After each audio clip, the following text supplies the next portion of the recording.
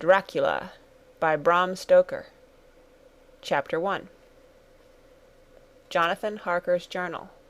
3rd of May. Bistritz.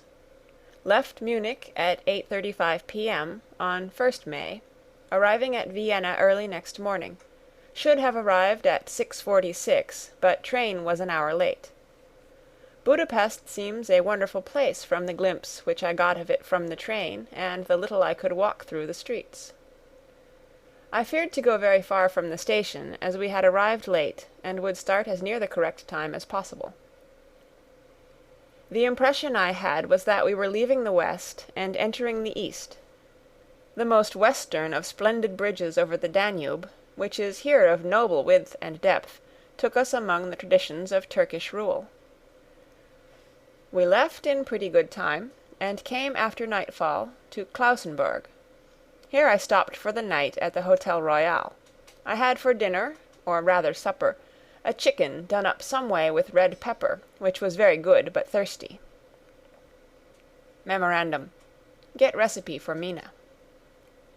I asked the waiter, and he said it was called paprika Händel, and that, as it was a national dish, I should be able to get it anywhere along the Carpathians. I found my smattering of German very useful here. Indeed, I don't know how I should be able to get on without it. Having had some time at my disposal when in London, I had visited the British Museum, and made search among the books and maps in the library regarding Transylvania.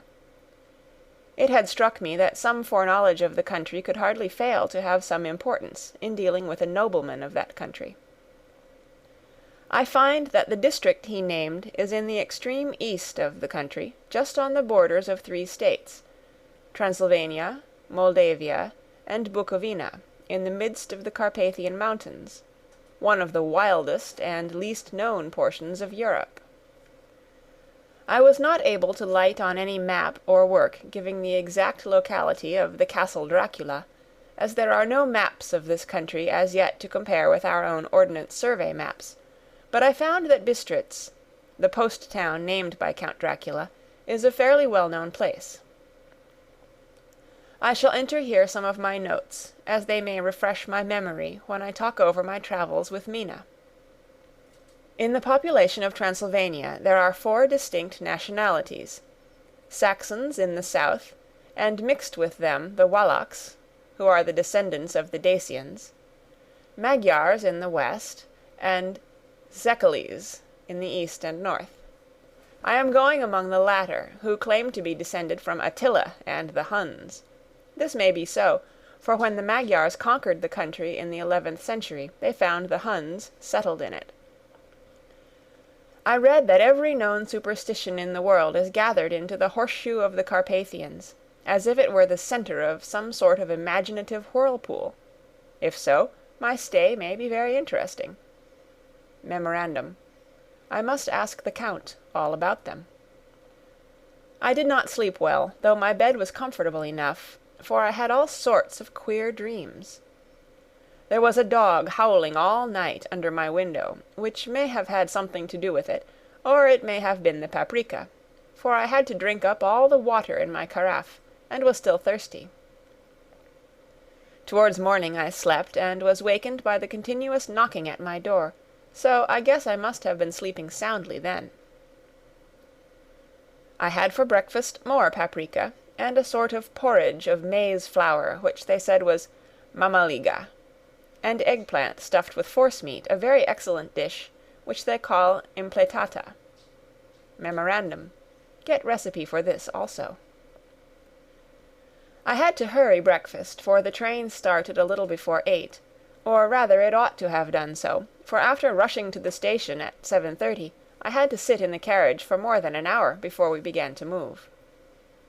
It seems to me that the further east you go, the more unpunctual are the trains. What ought they to be in China? All day long we seemed to dawdle through a country which was full of beauty of every kind. Sometimes we saw little towns or castles on the top of steep hills, such as we see in old missals. Sometimes we ran by rivers and streams, which seemed from the wide stony margin on each side of them to be subject to great floods. It takes a lot of water, and running strong to sweep the outside edge of a river clear. At every station there were groups of people, sometimes crowds, and in all sorts of attire. Some of them were just like the peasants at home, or those I saw coming through France and Germany, with short jackets and round hats and homemade trousers, but others were very picturesque. The women looked pretty, except when you got near them, but they were very clumsy about the waist. They had all full white sleeves of some kind or other, and most of them had big belts with a lot of strips of something fluttering from them, like the dresses in a ballet, but of course there were petticoats under them. The strangest figures we saw were the Slovaks, who were more barbarian than the rest, with their big cowboy hats, great baggy, dirty white trousers, white linen shirts, and enormous heavy leather belts, nearly a foot wide, all studded over with brass nails. They wore high boots with their trousers tucked into them, and had long black hair and heavy black mustaches. They are very picturesque, but do not look prepossessing. On the stage they would be set down at once as some old Oriental band of brigands. They are, however, I am told, very harmless, and rather wanting in natural self-assertion. It was on the dark side of twilight when we got to Bistritz, which is a very interesting old place. Being practically on the frontier, for the Borgo Pass leads from it into Bukovina, it has had a very stormy existence, and it certainly shows marks of it. 50 years ago a series of great fires took place, which made terrible havoc on 5 separate occasions. At the very beginning of the 17th century it underwent a siege of 3 weeks, and lost 13,000 people, the casualties of war proper being assisted by famine and disease. Count Dracula had directed me to go to the Golden Krone Hotel, which I found, to my great delight, to be thoroughly old-fashioned, for of course I wanted to see all I could of the ways of the country. I was evidently expected, for when I got near the door I faced a cheery-looking elderly woman in the usual peasant dress. White undergarment, with a long double apron, front and back, of coloured stuff, fitting almost too tight for modesty. When I came close, she bowed and said, "The Herr Englishman?" "Yes," I said, "Jonathan Harker." She smiled and gave some message to an elderly man in white shirt-sleeves, who had followed her to the door. He went, but immediately returned with a letter. "My friend, welcome to the Carpathians. I am anxiously expecting you. Sleep well tonight. At 3 tomorrow the diligence will start for Bukovina. A place on it is kept for you. At the Borgo Pass my carriage will await you, and will bring you to me. I trust that your journey from London has been a happy one, and that you will enjoy your stay in my beautiful land. Your friend, Dracula." 4th of May. I found that my landlord had got a letter from the Count, directing him to secure the best place on the coach for me, but on making inquiries as to details he seemed somewhat reticent, and pretended that he could not understand my German. This could not be true, because up to then he had understood it perfectly. At least he answered my questions exactly as if he did. He and his wife, the old lady who had received me, looked at each other in a frightened sort of way. He mumbled out that the money had been sent in a letter, and that was all he knew.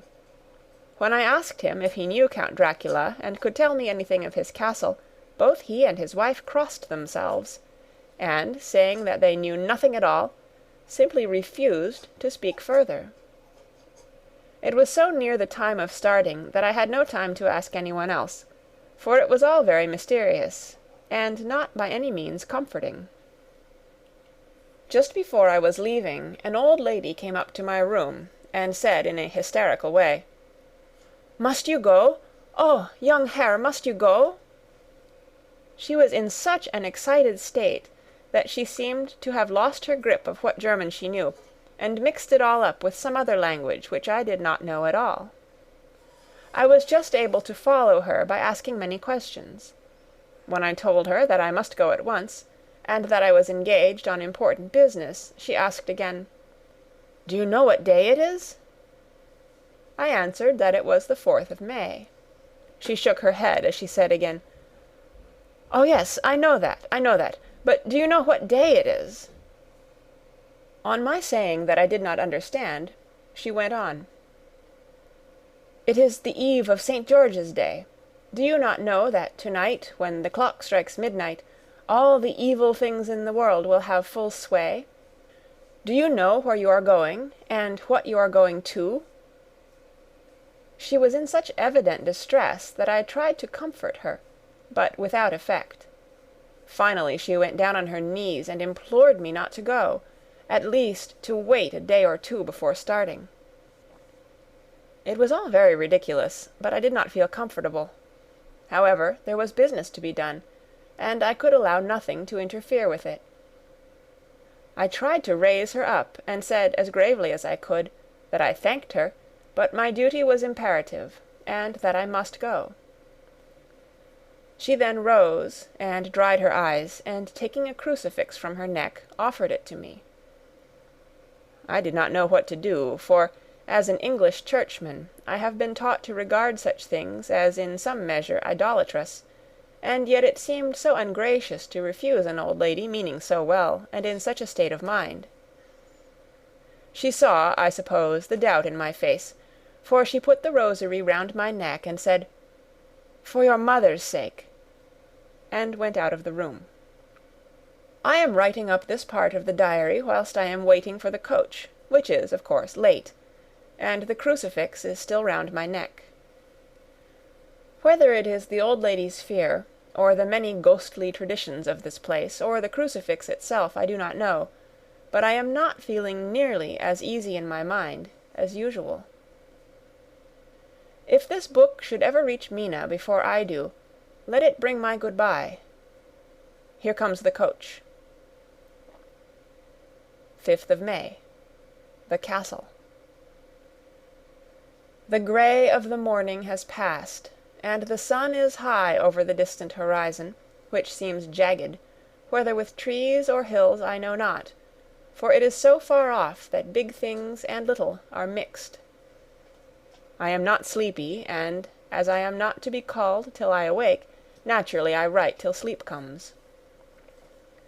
There are many odd things to put down, and, lest who reads them may fancy that I dined too well before I left Bistritz, let me put down my dinner exactly. I dined on what they called robber steak, bits of bacon, onion, and beef, seasoned with red pepper and strung on sticks, and roasted over the fire in simple style of the London cat's meat. The wine was golden Mediasch, which produces a queer sting on the tongue, which is, however, not disagreeable. I had only a couple of glasses of this, and nothing else. When I got on the coach, the driver had not taken his seat, and I saw him talking to the landlady.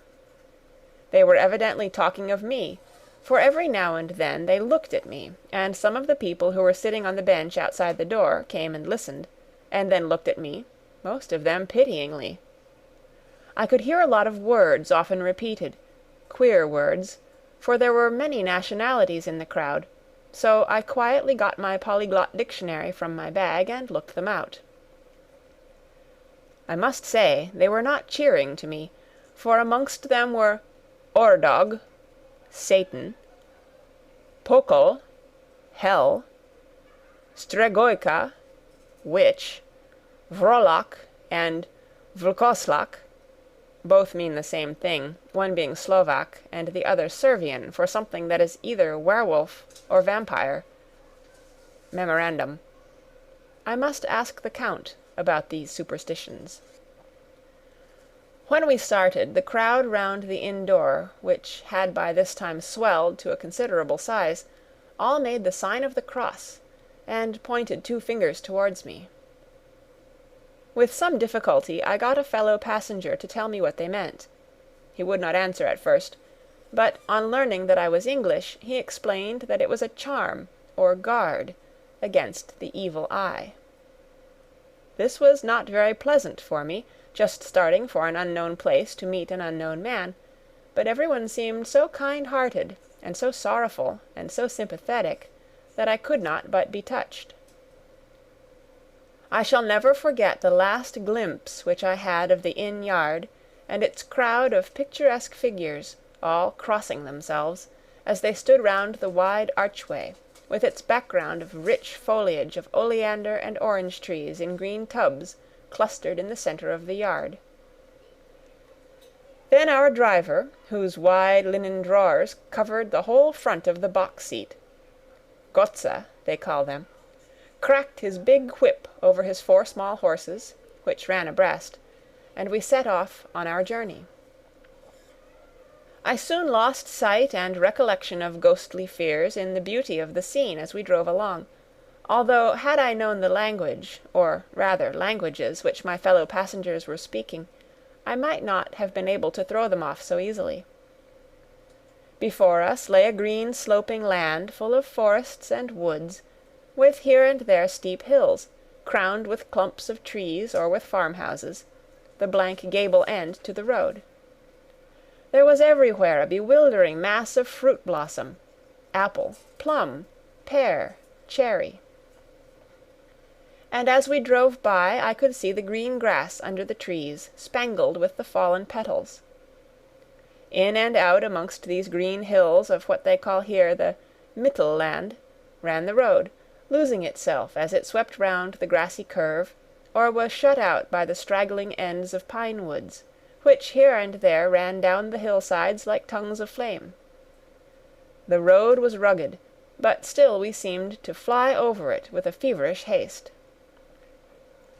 I could not understand then what the haste meant, but the driver was evidently bent on losing no time in reaching Borgo Prund.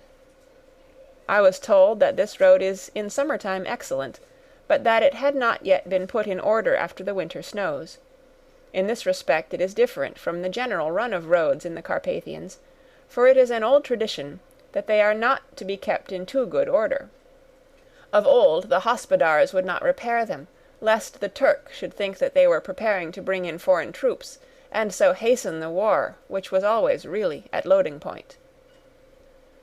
Beyond the green swelling hills of the Mittelland rose mighty slopes of forest up to the lofty steeps of the Carpathians themselves.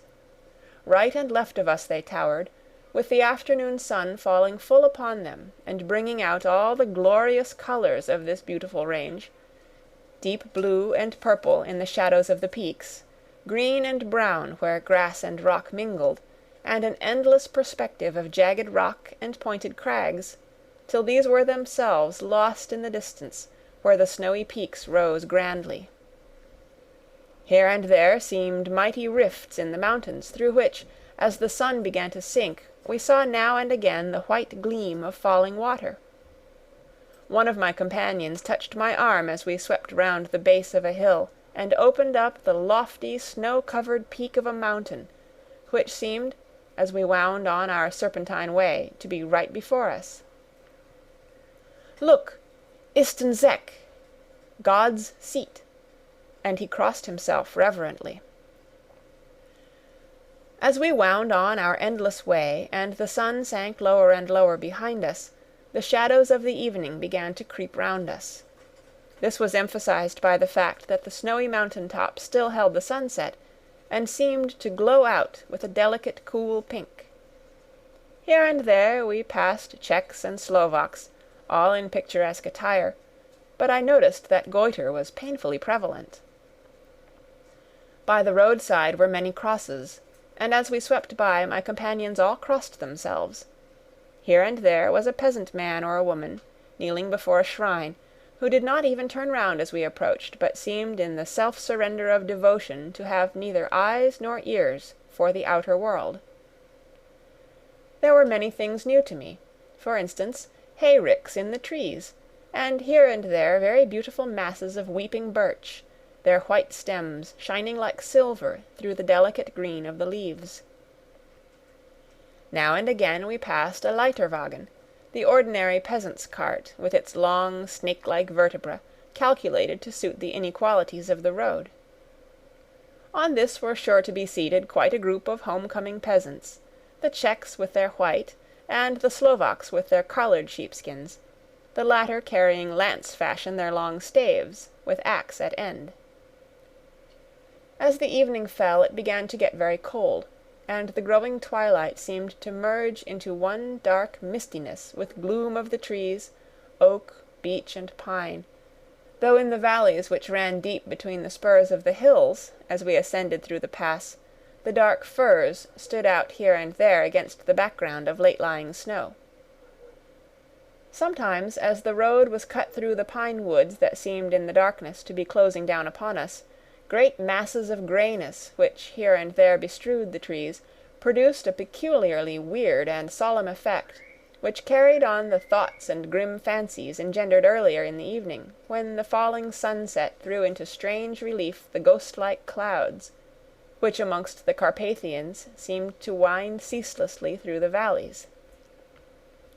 Sometimes the hills were so steep that, despite our driver's haste, the horses could only go slowly.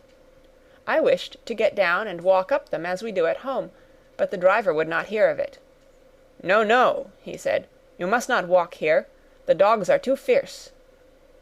And then he added, with what he evidently meant for grim pleasantry, for he looked round to catch the approving smile of the rest, "And you may have enough of such matters before you go to sleep." The only stop he would make was a moment's pause to light his lamps. When it grew dark there seemed to be some excitement amongst the passengers, and they kept speaking to him, one after the other, as though urging him to further speed. He lashed the horses unmercifully with his long whip, and with wild cries of encouragement urged them on to further exertions.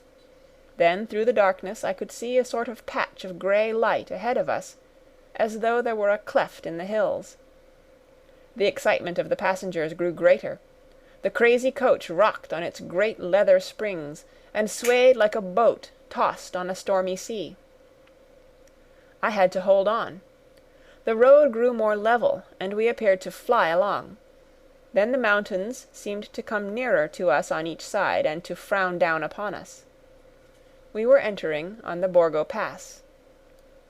One by one several of the passengers offered me gifts, which they pressed upon me with an earnestness which would take no denial. These were certainly of an odd and varied kind, but each was given in simple good faith, with a kindly word and a blessing, and that same strange mixture of fear-meaning movements which I had seen outside the hole at Bistritz, the sign of the cross, and the guard against the evil eye. Then, as we flew along, the driver leaned forward, and on each side the passengers, craning over the edge of the coach, peered eagerly into the darkness.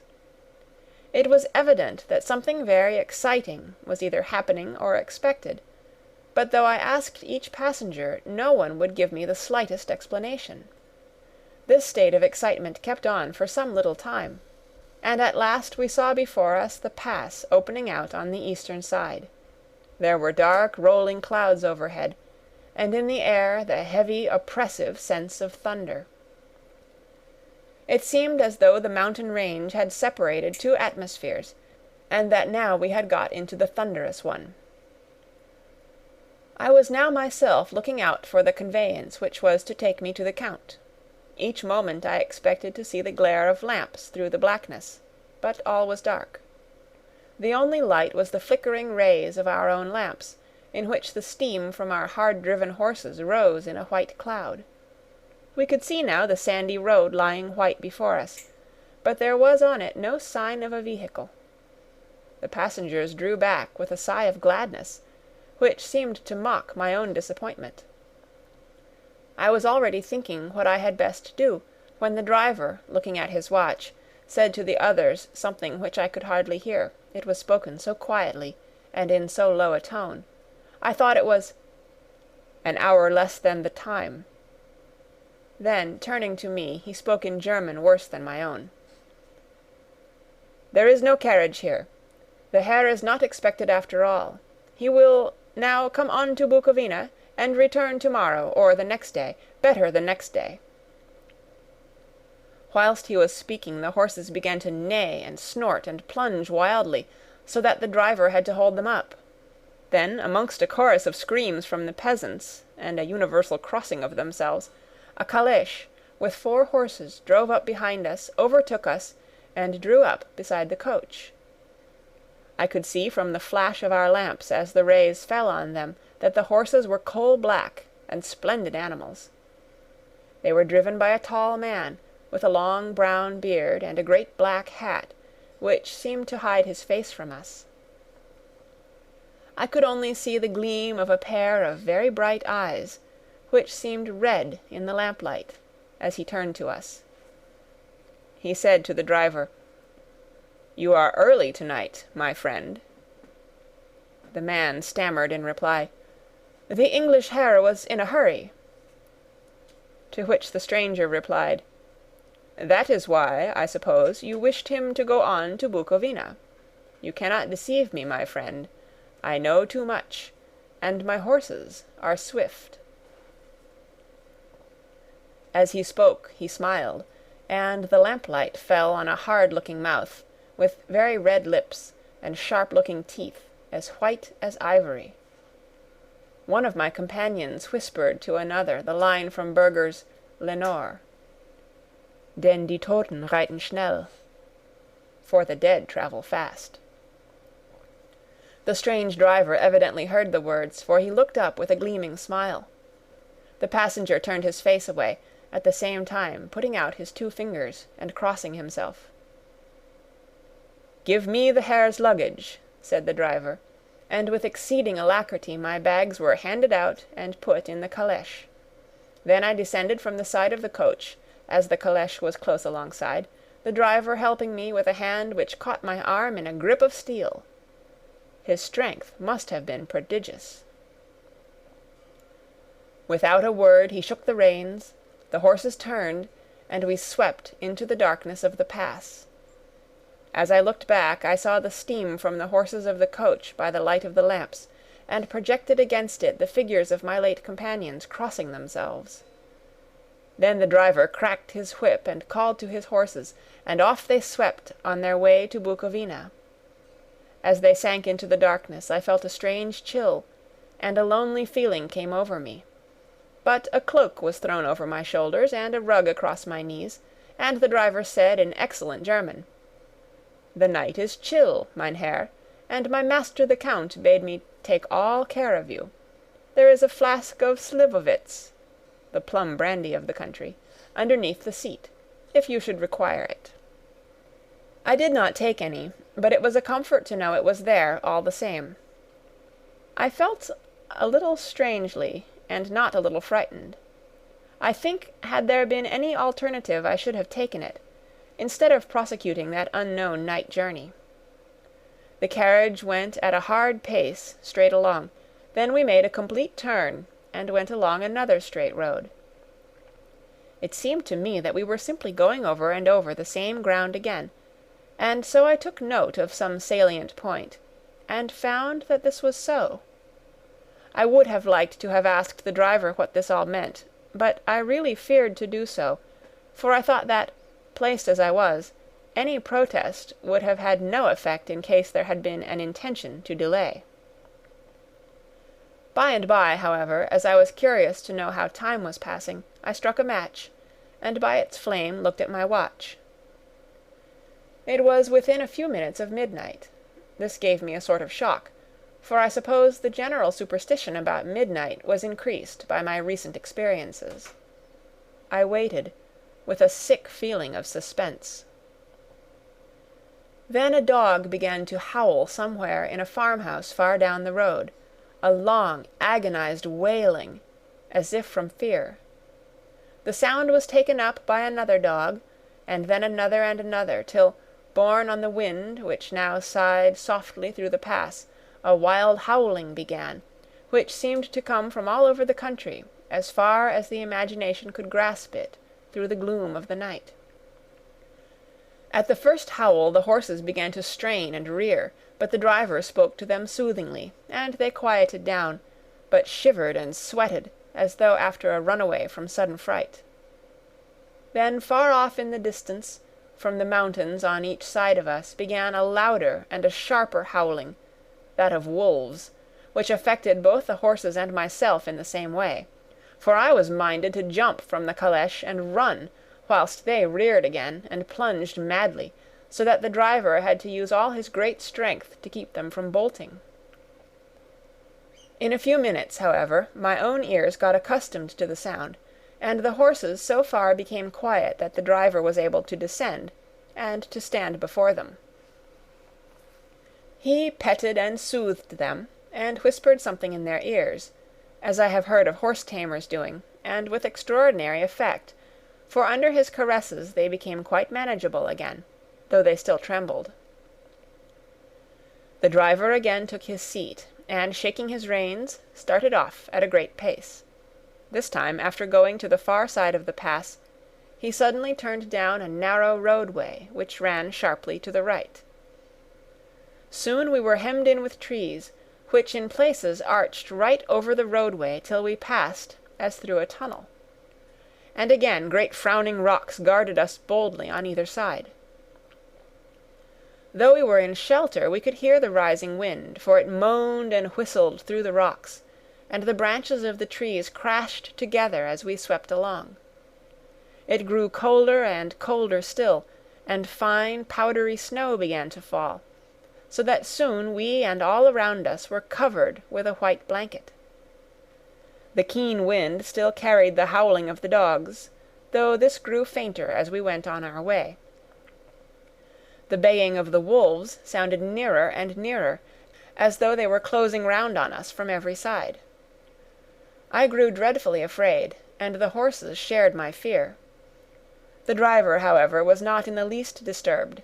He kept turning his head to left and right, but I could not see anything through the darkness. Suddenly, away on our left, I saw a faint, flickering blue flame. The driver saw it at the same moment. He at once checked the horses, and, jumping to the ground, disappeared into the darkness.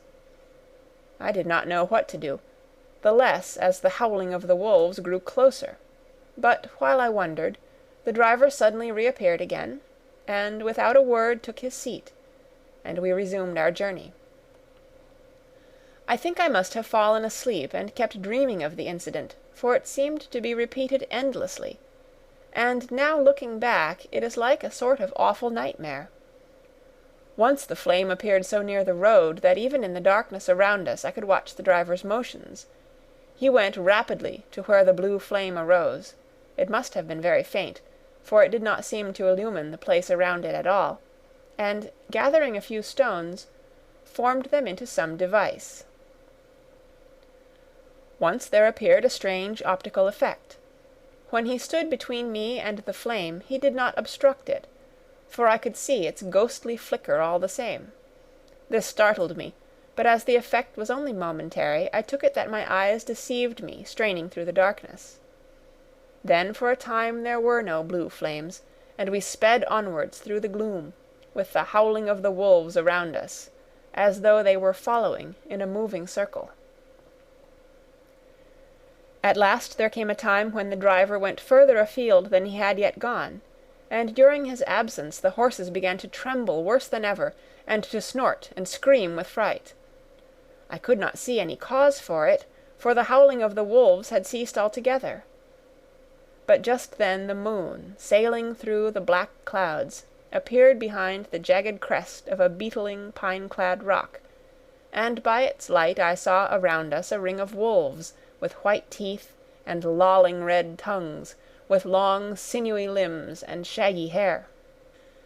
They were 100 times more terrible in the grim silence which held them than even when they howled. For myself I felt a sort of paralysis of fear. It is only when a man feels himself face to face with such horrors that he can understand their true import. All at once the wolves began to howl as though the moonlight had had some peculiar effect on them. The horses jumped about and reared, and looked helplessly round with eyes that rolled in a way painful to see. But the living ring of terror encompassed them on every side, and they had perforce to remain within it. I called to the coachman to come, for it seemed to me that our only chance was to try to break out through the ring, and to aid his approach I shouted and beat the side of the calèche, hoping by the noise to scare the wolves from the side so as to give him a chance of reaching the trap. How he came there I know not, but I heard his voice raised in a tone of imperious command, and, looking towards the sound, saw him stand in the roadway. As he swept his long arms, as though brushing aside some impalpable obstacle, the wolves fell back, and back further still. Just then a heavy cloud passed across the face of the moon, so that we were again in darkness. When I could see again, the driver was climbing into the calèche, and the wolves disappeared. This was all so strange and uncanny that a dreadful fear came upon me, and I was afraid to speak or move.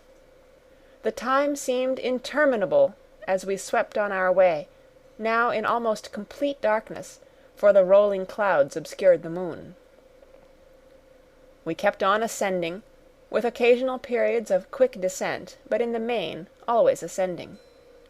Suddenly I became conscious of the fact that the driver was in the act of pulling up the horses in the courtyard of a vast ruined castle, from whose tall black windows came no ray of light, and whose broken battlements showed a jagged line against the sky.